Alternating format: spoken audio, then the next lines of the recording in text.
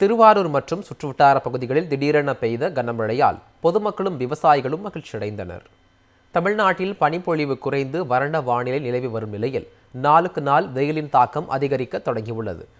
திருவாரூர் மாவட்டத்தில் கடந்த சில நாட்களாக வெயில் சுட்டெரித்து வரும் நிலையில் இன்று மாவட்டத்தின் சில பகுதிகளில் திடீரென மழை பெய்தது.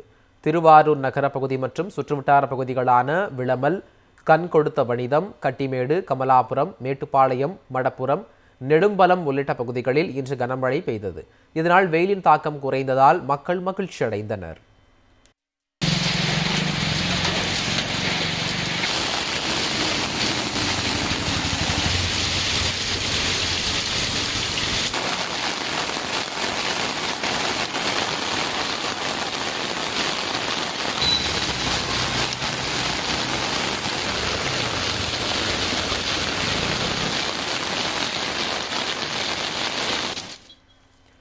இதேபோன்று மயிலாடுதுறை மாவட்டம் முழுவதும் கடந்த சில நாட்களாக கடுமையான வெயில் வாட்டி வதைத்து வந்தது.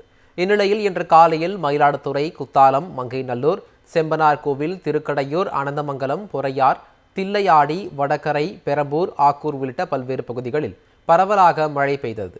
இந்த மழையின் காரணமாக வெப்பம் தணிந்து குளிர்ச்சியான சூழல் நிலவுவதால் பொதுமக்கள் மகிழ்ச்சி அடைந்தனர். திருவாரூர் மற்றும் சுற்றுவட்டார பகுதிகளில் திடீரென பெய்த கனமழையால் பொதுமக்களும் விவசாயிகளும் மகிழ்ச்சியடைந்தனர்.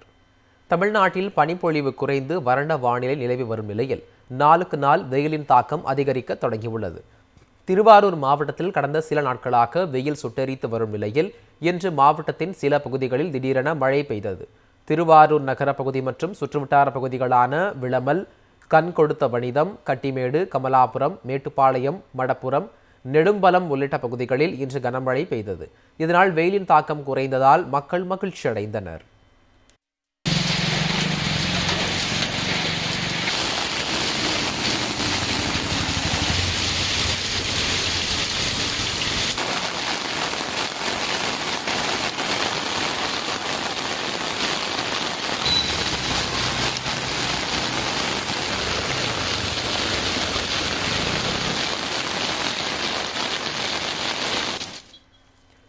இதேபோன்று மயிலாடுதுறை மாவட்டம் முழுவதும் கடந்த சில நாட்களாக கடுமையான வெயில் வாட்டி வதைத்து வந்தது.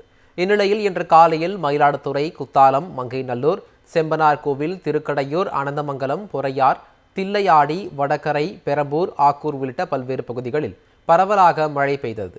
இந்த மழையின் காரணமாக வெப்பம் தணிந்து குளிர்ச்சியான சூழல் நிலவுவதால் பொதுமக்கள் மகிழ்ச்சி அடைந்தனர்.